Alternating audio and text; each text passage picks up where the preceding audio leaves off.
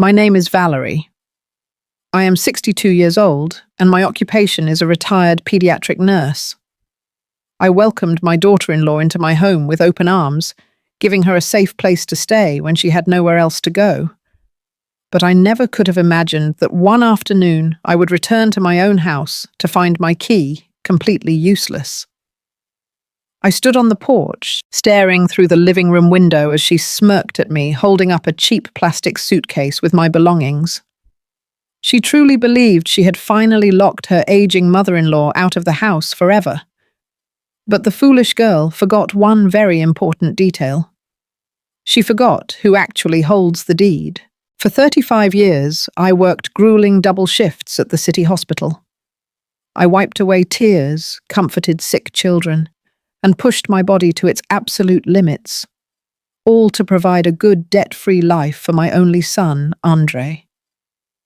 When my husband passed away, my heart broke into a million pieces, but I did not stop working. I sacrificed every personal desire, every vacation, and every comfort just to secure our beautiful family home. I wanted to make sure Andre would never have to know the financial struggles his father and I went through. My love for my son was absolute and unconditional bond that I thought nothing could ever break. I truly believed that the home I bled for would always be my peaceful sanctuary in my golden years. But everything shattered on a brisk Tuesday morning. I had just come back from a routine doctor's appointment. I was feeling a little tired but relieved to be heading back to my comfortable living room. I walked up the familiar steps of my porch, took a deep breath of the crisp air, and inserted my key into the brass lock of my front door. It did not turn. I jiggled it, thinking the old lock was just being stubborn, but it refused to budge. The metal felt different. The entire lock was completely new. A cold knot formed in the pit of my stomach. I knocked on the heavy wooden door first, gently, then harder, calling out for Andre. The silence from inside felt heavy and wrong. Then I saw movement behind the thick glass of the living room window. It was Chloe Andre's wife. She stood there in the home I paid for, wearing her expensive designer clothes that she contributed absolutely no income to afford. She did not open the door. Instead, a malicious, triumphant smirk spread across her pale face. Slowly, she raised her arm and held up a cheap, battered suitcase. I recognized it immediately.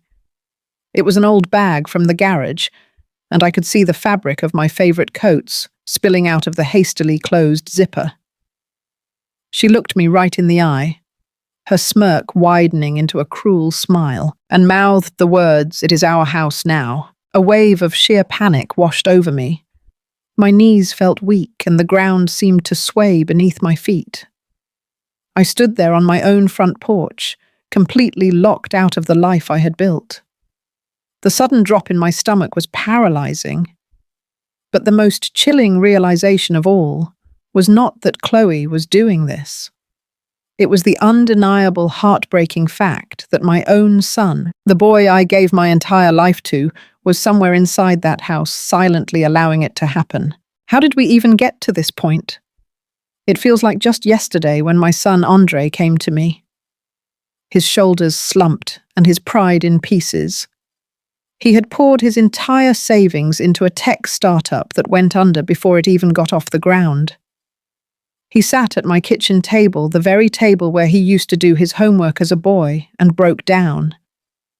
He told me he and his new wife, Chloe, were drowning in debt and facing eviction. Now Andre is my flesh and blood, and seeing him in pain tore me apart. I told him what any loving mother would say. I told him they could pack their things and move in with me until they got back on their feet. I had a spacious 4-bedroom house, completely paid off, and I lived alone since my husband passed. The plan was simple.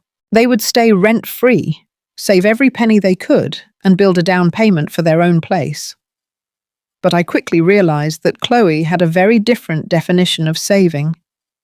Chloe is a white woman who grew up accustomed to a lifestyle she absolutely could not afford. She had zero income. She spent her days scrolling through social media, ordering expensive clothes online, and expecting the world to cater to her every whim. Suddenly, my quiet, peaceful retirement was turned upside down. Delivery boxes piled up on my front porch, daily filled with designer shoes and luxury skincare products, while my son worked grueling hours trying to dig them out of a financial hole. I tried to be understanding. I bit my tongue when she took over my living room with her reality television shows. I looked the other way when she left her dirty dishes in the sink for days. I told myself it was only temporary, a small sacrifice to make sure my son had a roof over his head. I loved Andre deeply, and if dealing with a spoiled, entitled daughter-in-law was the price of his stability, I was willing to pay it. But maternal love can only stretch so far before it begins to snap under the weight of sheer disrespect.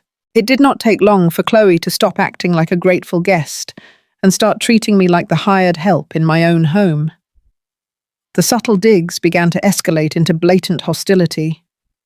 One morning I walked into the hallway to find my beautiful collection of African American art stacked in a dusty corner near the back door. These were paintings my late husband and I had spent decades collecting, pieces that celebrated our heritage and our history.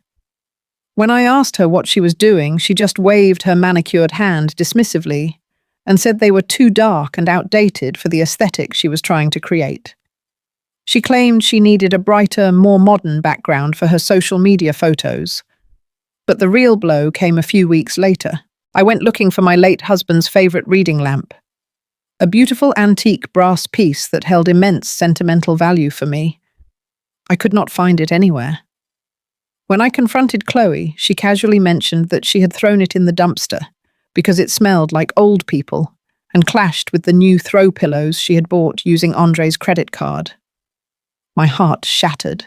I confronted my son that evening, practically in tears, expecting him to stand up for me to defend his father's memory and our home. But Andre just looked at the floor, rubbed the back of his neck, and sighed. He told me Chloe was just stressed and nesting, and he begged me to just keep the peace. Keep the peace. Those 3 words became his shield, allowing her to trample all over me while he hid from conflict. Emboldened by his passivity, Chloe's behavior grew even worse. She started inviting her sister Heather over several times a week. Heather was cut from the exact same cloth as Chloe, entitled arrogant and entirely lacking in manners. They would take over my kitchen, drinking my expensive wine, and leaving a trail of absolute destruction. I would come downstairs to find them laughing loudly, entirely ignoring my presence. They began to openly mock my lifestyle. One Sunday, I spent hours cooking a traditional soul food dinner, a recipe passed down from my grandmother. The house smelled rich and comforting, filled with the aroma of collard greens, cornbread, and slow-roasted chicken. When I invited them to join me, Heather looked at the spread, wrinkled her nose in disgust, and loudly asked Chloe how anyone could digest such heavy, greasy food. Chloe laughed right in my face and said they preferred eating clean before ordering a $50 sushi delivery using my son's money. I sat alone at my own dining table, chewing my food through a veil of silent tears. I was working tirelessly to maintain a peaceful household, but I could feel a heavy, suffocating darkness growing in my home. I was no longer a respected elder in my sanctuary. I had been reduced to a spectator in a hostile takeover. They looked at me with cold, calculating eyes, viewing my existence as a temporary inconvenience. But I continued to endure the microaggressions, the insults, and the blatant disrespect, telling myself it was for the sake of my son, unaware that a much more sinister plot was quietly unfolding right under my nose. It was a Thursday night when the blindfold was finally ripped from my eyes. Chloe and her sister Heather had spent the entire evening drinking expensive wine that my son had bought, laughing loudly on the back patio, while I stayed quietly in my bedroom. When the house finally grew quiet, I crept downstairs to get a glass of water. The kitchen was a disaster area. Empty wine bottles cluttered the countertops, and red stains marked the beautiful granite island my late husband had installed with his own 2 hands. I sighed deeply and began to wipe down the counters, doing the dirty work they always left behind. That is when I saw it. A thick manila folder had been carelessly tossed next to a half-empty wine glass. It was labelled with my name, Valerie. My heart gave a strange flutter. I wiped my hands on a dish towel and opened the folder, thinking it might be mail they had brought in. What I found inside made the blood freeze in my veins. The first document was a medical evaluation from a doctor I had never met. I read the words printed in bold black ink. Early onset dementia. Severe cognitive decline. Requires immediate relocation to an assisted living facility. I gripped the edge of the kitchen island to keep from falling. I am a retired pediatric nurse. I know what these forms look like, and I know exactly what they mean. They were laying the groundwork to have me declared mentally incompetent. But the betrayal did not stop there. Underneath the fake medical forms was a quitclaim deed. It transferred the ownership of my home, the house I had paid off with 35 years of double shifts and broken sleep, directly into Andre and Chloe's names. And at the bottom of the page was my signature. My own signature, perfectly forged. The room began to spin. The son I had carried, nurtured and protected had forged my name to steal my house. The pain was so sharp and intense it felt like a physical blow to my chest. I thought I might be sick. I leaned against the counter trying to catch my breath when I heard their voices drifting in through the slightly open patio door.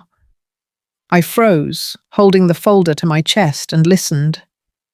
The night air carried their words perfectly into the quiet kitchen. Chloe was giggling, the sound high and grating. She told Heather that Andre had been practicing my signature for weeks. She boasted about how easy it was, how stupid I was for trusting them so completely. I closed my eyes as Heather's loud, harsh laugh pierced the quiet night.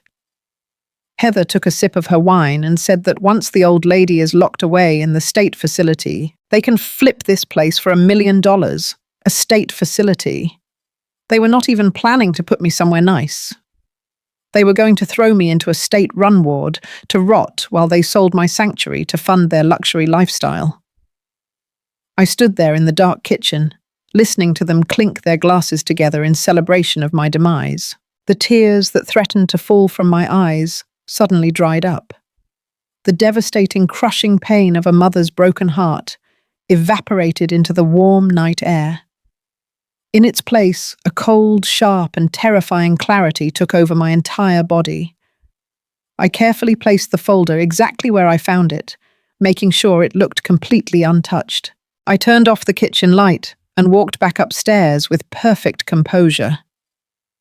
I was no longer a grieving mother. I was a woman preparing for war. I laid down in my bed, staring up at the ceiling fan in the dark. I thought about the thousands of hours I had worked, the aching feet, the missed holidays, all to make sure Andre had a perfect life. I thought about how I had welcomed his wife, feeding her, housing her, trying to show her the warmth of a true family. They had mistaken my kindness for stupidity. They thought because I was quiet, because I avoided conflict, that I was weak. But they forgot that I am a woman who survived the loss of my husband and raised a child entirely on my own. They forgot what I am made of. The next morning, I woke up with a singular focus. I went downstairs and poured my coffee, pasting a fragile, confused smile onto my face. When Chloe came into the kitchen complaining about a headache, I played the part they had written for me perfectly. I pretended to misplace my favorite coffee mug. I asked her what day of the week it was.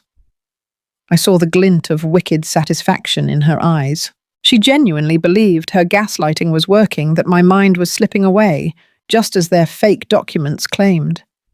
I smiled internally, knowing her arrogance was going to be her downfall. Later that afternoon, while Chloe was out getting her nails done with my son's money, I drove straight to a local electronics store. I paid cash for 3 high-definition hidden cameras. They were small, discreet, and easily disguised as phone chargers and decorative items. As soon as I got home, I placed one in the main living room, one in the kitchen, and one right in the study where Andre kept his paperwork. I connected them all to a secure cloud server on my phone. If they wanted to build a case against me, I was going to build a much stronger one against them. The following day, I drove to the law offices of Mr. Sterling. He was my late husband's attorney and a dear friend of our family for over 20 years. When I sat in his plush leather chair and told him what I had discovered, the colour drained from his face. He was appalled, deeply offended that the boy he had watched grow up could attempt such a wicked scheme. We immediately got to work. Mr. Sterling pulled up all my financial records to ensure my assets were protected. That was when we discovered the second layer of my son's betrayal. Andre and I shared a joint emergency bank account, a safety net I had set up years ago, just in case he ever needed immediate help. Mr. Sterling turned his computer screen toward me, showing me the transaction history. Over the past 3 months, Andre had been quietly bleeding the account dry. Thousands of dollars had been transferred out to pay for Chloe's luxury car lease, high-end restaurant bills, and designer shopping sprees. The account was almost completely empty. A heavy silence filled the lawyer's office as I stared at the numbers. It was the final nail in the coffin of my maternal guilt.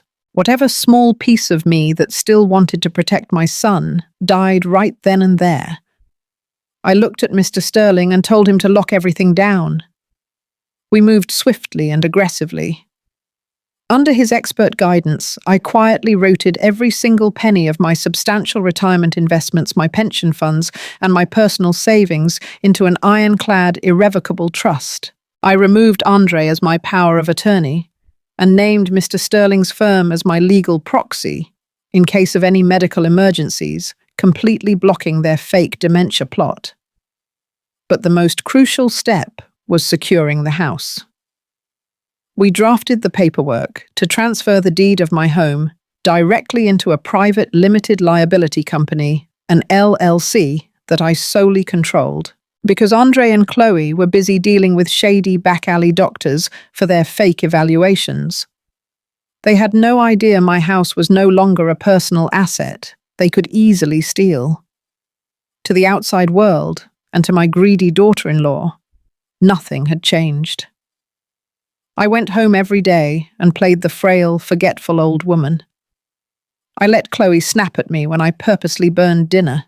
I let Andre give me those fake, pitying looks when I pretended to forget where I parked my car. Every night I would sit in my bedroom and watch the hidden camera footage on my phone. I watched them search through my mail. I watched Chloe complain about how long it was taking to finalize the state facility paperwork. I downloaded every conversation, every cruel joke, and every admission of forgery directly to an encrypted drive. They were digging their own graves, and I was quietly handing them the shovels. I bided my time, letting them feel powerful, letting them believe they had won. I knew the moment was approaching when they would make their final move. I just had to be patient and wait for them to hand me the perfect opportunity to strike. I made sure my paperwork was absolutely flawless. Mr. Sterling double-checked the LLC transfer, ensuring there were no loopholes they could exploit. I even had a private medical evaluation done by an independent board-certified neurologist, proving I was in perfect cognitive health. I kept the official results locked safely in Mr. Sterling's vault. I was building a fortress around myself, brick by brick, while they slept under my roof. They thought they were the predators, and I was the prey. They had no idea they had stepped into a trap of their own making, The days that followed my discovery in the kitchen were a masterclass in psychological warfare. Chloe and Andre grew increasingly impatient because their greed was making them sloppy and cruel. They needed me out of the way quickly to finalize their theft, so they initiated a relentless campaign of gaslighting designed to break my spirit and prove their fake medical documents correct. It started with my house keys. I would leave them in the ceramic bowl by the front door, right where I had placed them every single day for 30 years. Hours later, they would mysteriously vanish. I would ask if anyone had seen them, and Chloe would sigh loudly, rolling her eyes as she pulled them from the refrigerator or from behind the sofa cushions. She would use her sickeningly sweet voice to ask if I was feeling all right, suggesting that my memory was slipping. I knew exactly what she was doing. I played along perfectly. I widened my eyes in feigned confusion, pressing a trembling hand to my chest, and thanked her for finding them. But inside, my blood was boiling. I had the hidden camera footage, showing her deliberately moving my keys while smiling to herself. Then they escalated to my medications. As a retired pediatric nurse, I am meticulous about my health regimen. I arrange my daily vitamins and blood pressure pills in a weekly organizer. One morning, I found the compartments completely rearranged with pills missing and others doubled up. It was a terrifying realization that they were willing to risk my physical health to build their narrative. When I brought it up, Andre sat me down at the kitchen table holding my hands while looking at me with deep, fabricated pity. He told me I was becoming a danger to myself. He said he was worried I might take the wrong dosage, and that perhaps it was time to consider a professional care facility where someone could monitor me around the clock. Looking into my son's eyes as he lied to my face was a pain I cannot adequately describe.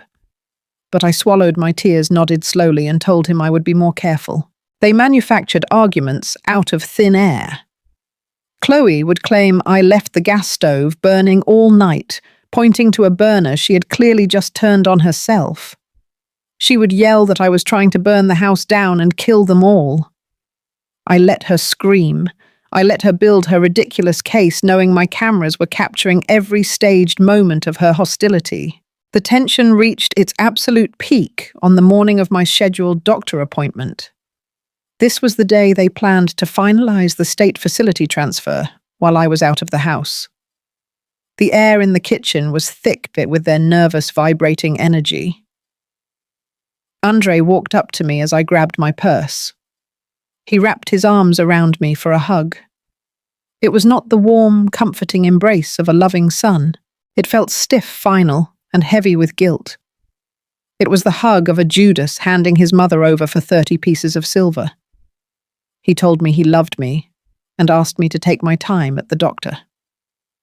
Chloe did not even try to hide her eager anticipation. She practically shoved me out the front door, telling me the fresh air would do my confused brain some good. She slammed the door behind me so fast, I felt the breeze on my heels. I walked to my car, knowing exactly what they were about to do. And that leads directly back to that terrible moment on the porch. The moment I returned to find the locks, changed my key, useless. And Chloe standing behind the glass, smirking as she held up that cheap plastic suitcase containing a few of my old coats. I stood there on the porch, staring through the glass at the woman who thought she had just conquered my life. Chloe waited for me to break.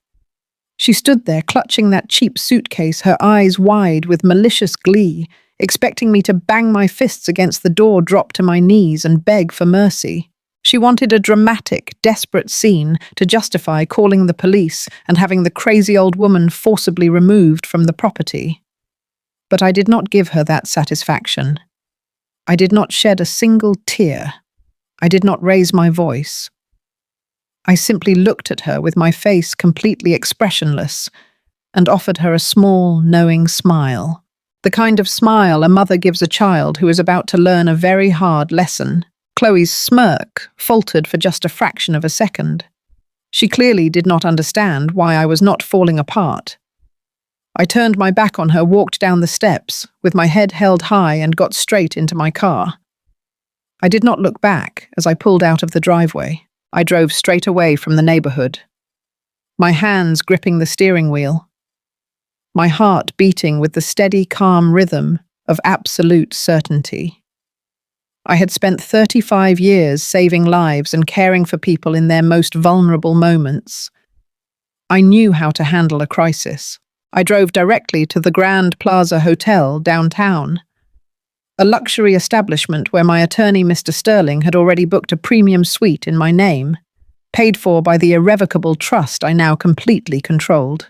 When I walked into the lavish hotel suite, with its panoramic views of the city and its pristine white linens, I felt a massive weight lift off my shoulders. I ordered room service, poured myself a glass of sparkling water, and pulled out my laptop. It was time to execute my counterattack. My first call was to the utility companies. The electricity, the water, the gas, and the high-speed internet were all registered exclusively in my name. I informed every single provider that I had vacated the property and requested an immediate permanent shut-off of all services. Because my account was in excellent standing for over 3 decades, the representatives complied without a single question. I knew it would take less than a few hours for the house to go completely dark. My next call was to Mr. Sterling. I informed him that they had officially changed the locks and executed the lockout. He was furious on my behalf, but fully prepared. He immediately contacted the local authorities and submitted the massive file of evidence we had compiled. He handed over the hidden camera footage showing Chloe and Andre tampering with my medications, gaslighting me, and discussing the forged quitclaim deed. He submitted the verified independent medical evaluation, proving I was in perfect cognitive health. The police were horrified by the depth of the elder abuse and immediately opened a criminal fraud investigation. Mr. Sterling also filed an emergency injunction with the courts, freezing any attempt they might make to sell, mortgage, or alter the property based on their forged documents. The trap had been sprung, and the steel jaws snapped shut around them perfectly. For the next 7 days, I stayed in my luxury suite, enjoying hot stone massages, ordering decadent meals, and sleeping peacefully in a king-sized bed. Meanwhile, back at my house, Chloe and Andre were living an absolute nightmare. With the utilities completely disconnected, they had no lights, no air conditioning, and no running water to flush the toilets. They could not reinstate the services because they could not prove legal ownership of the home. The forged quitclaim deed they tried to present to the utility companies was flagged immediately due to Mr. Sterling's injunction. They were trapped in a dark, sweltering house, unable to shower, unable to cook, and unable to post their fake luxury lifestyle on social media because their internet was dead. I watched the hidden camera footage from my laptop as their initial arrogance quickly turned into sweaty, miserable panic. I watched them scream at each other in the dark living room, blaming one another for the sudden collapse of their perfect plan. They thought they had locked me out, but in reality, they had locked themselves inside a prison of their own making. I let them sit in their own filth for an entire week, allowing the reality of their failure to truly sink in before I delivered the final crushing blow. It had been exactly 7 days since they locked me out of my own life. You would think that spending a week in a sweltering house with no electricity and no running water would force a person to reflect on their choices. But arrogance is a blinding disease. Instead of surrendering, Chloe decided to double down. She actually went ahead and threw her lavish housewarming party from the window of Mr. Sterling's town car, parked quietly down the street. I watched the absolute absurdity of it all. Chloe had rented 2 massive industrial generators that hummed loudly in my driveway, pumping out thick exhaust just to power the string lights and a sound system. She had portable luxury restrooms parked on my pristine lawn because the toilets inside were completely useless. I sat in the plush leather seat of the car, adjusting my tailored blazer. feeling an icy, unwavering calm settling over my spirit. Mr. Sterling sat beside me, holding a thick leather briefcase. A moment later, 3 marked police cruisers pulled up silently behind us, their lights off but their presence undeniable. 3 uniformed officers stepped out and gave me a respectful nod. It was time. We walked up the driveway together, the gravel crunching beneath my shoes. The front doors were thrown wide open to let the night breeze inside since the central air conditioning was dead. I stepped over the threshold of my own home, flanked by my attorney and the police. The living room was packed with Chloe and Heather's pretentious friends, holding plastic cups of champagne and fanning themselves in the stifling heat. The music was deafening. But as soon as the guests saw the police officers, a ripple of whispers spread through the room, and someone scrambled to cut the speakers. The sudden silence was heavy and electric. Chloe pushed her way through the crowd, wearing a ridiculous sequined cocktail dress, her face flushed from the heat and the alcohol. Heather was right behind her, clutching a bottle of wine. When Chloe saw me, her initial shock quickly morphed into that same cruel, entitled smirk she had given me through the glass a week ago. She genuinely thought the police were there for me. She crossed her arms and let out a loud, theatrical sigh. "Well, look who finally showed up to beg," Chloe announced, making sure her audience could hear every word. "Officer, please remove this woman. She is legally trespassing on our property, and she has a history of severe cognitive decline. She is completely delusional. I did not raise my voice. I did not shed a single tear. I just looked at her with a steady, unblinking gaze and stepped aside to let Mr. Sterling take the floor." My attorney opened his briefcase with the smooth, calculated precision of a man about to dismantle a life. He pulled out a stack of crisp, watermarked documents. "Actually, ma'am, you are the one trespassing," Mr. Sterling said, his voice carrying the sharp weight of a judge's gavel. "My client, Valerie, transferred the absolute deed of this property into a private limited liability company 8 months ago. You cannot forge a quitclaim deed to steal a house from an individual when that individual no longer owns it. The document you illegally filed with the county is entirely worthless." Chloe's smirk vanished instantly. The color drained from her face, leaving her looking hollow and terrified. She opened her mouth to speak, but no words came out. Heather dropped her wineglass on my hardwood floor, the red liquid splashing everywhere, but nobody moved. Before Chloe could even attempt to formulate a lie, the lead police officer stepped forward, pulling a pair of handcuffs from his belt. "We are not just here for a property dispute," the officer stated loudly, his voice echoing off the high ceilings. "We have reviewed hours of hidden camera footage submitted by Mrs. Valerie.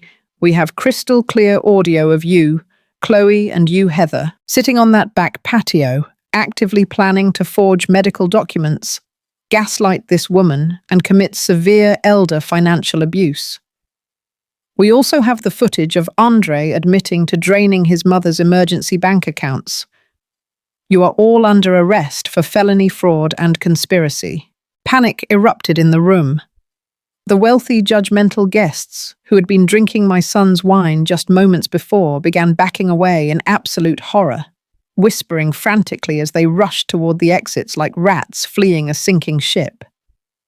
Heather began sobbing hysterically, backing away from her sister and screaming that it was all Chloe's idea, that she had nothing to do with the forgery. The loyalty among thieves dissolved in a matter of seconds. Then my son broke through the dispersing crowd. Andre looked like a ghost. He took one look at the police, then at the documents in Mr. Sterling's hands, and he realized the catastrophic magnitude of his ruin. The arrogant man who had allowed his wife to throw my belongings onto the porch suddenly crumbled. He dropped to his knees right there in the middle of my living room, grabbing the hem of my blazer. "Mum, please," he sobbed, tears streaming down his face, ruining his expensive party clothes. "Mum?" I am so sorry. Chloe made me do it. She pressured me. Please, I am your son. You cannot let them take me to jail. Please, Mum, I love you. I looked down at the boy I had sacrificed my youth to raise. I looked at the hands that had forged my name to steal my sanctuary. I felt the last lingering thread of my maternal guilt sever completely. I gently but firmly pried his fingers off my clothing and took a step back. You stopped being my son the moment you signed my life away, I told him, my voice steady and completely void of emotion. You traded a mother who would have died for you for a woman who is currently trying to figure out how to blame you for all of this. Enjoy your choices, Andre. I gave the officers a nod and they moved in. They read Chloe, Heather, and Andre. Their rights, slapping the cold metal cuffs around their wrists, right in front of the remaining stragglers of their ruined party. As the officers marched them toward the front door, Mr. Sterling stopped them. He reached behind the entryway console table and pulled out the exact same cheap, battered plastic suitcase Chloe had used to pack my coats a week earlier. He tossed it onto the porch. The police escorted them out into the humid night, parading them in their sweat-stained party clothes, stripped of their dignity, their stolen home, and their freedom, leaving them with absolutely nothing but the cheap suitcase they had meant for me. The legal system moved swiftly against them. The physical evidence Mr. Sterling and the police compiled was absolutely insurmountable. Andre and Chloe were both indicted on multiple severe felony charges, including elder financial abuse and forgery. The sheer stress of facing real consequences absolutely shattered their superficial marriage. Without my money to fund their illusions of grandeur, they turned on each other viciously during the legal proceedings. Chloe tried to throw Andre under the bus, claiming he manipulated her, while Andre cried to the judge that Chloe was the mastermind. It was a pathetic display. They both ended up completely bankrupt, entirely stripped of their luxury facade, and are currently awaiting their final sentencing that will undoubtedly include significant prison time. As for me, I realized I could not stay in that big house anymore. The walls that once held beautiful memories of my late husband were now tainted by the dark betrayal of the son I gave everything to. So I listed the property and sold it for a fantastic price to a lovely young family. I took that money and purchased a gorgeous modern condo right on the waterfront. Every morning I wake up to the sound of the ocean waves, drinking my coffee on a sunlit balcony with absolutely no one to disturb my peace. I traded the stress and the heartache for absolute tranquility. I have been taking luxury cruises with wonderful women from my church, traveling to beautiful islands, and surrounding myself with friends who truly value and respect me as a person. I no longer spend my days tiptoeing around entitled children or biting my tongue to keep a false peace. My days belong entirely to me now, and I have never felt so completely free and alive. I spent 35 years pouring my soul into someone else's future, but these golden years are mine to enjoy. I remodeled my new condo exactly how I wanted it, with my beautiful art proudly displayed in every single room, and my husband, antique reading lamp, sitting right next to my comfortable armchair. Family is supposed to be your safe haven, but sometimes the people who share your blood are the ones holding the knife. Never let anyone, not even your own children, mistake your motherly love for weakness. You have the right to live your golden years with dignity and absolute respect. If you enjoyed my story, please hit the like button and subscribe to the channel so I can keep sharing these life lessons with you. I would absolutely love to hear from you in the comments section below. Tell me what time it is right now and what beautiful city or country you are watching from. Your support means the world to me, and it helps this channel grow. Stay strong, protect your peace, and always remember your worth. See you in the next story.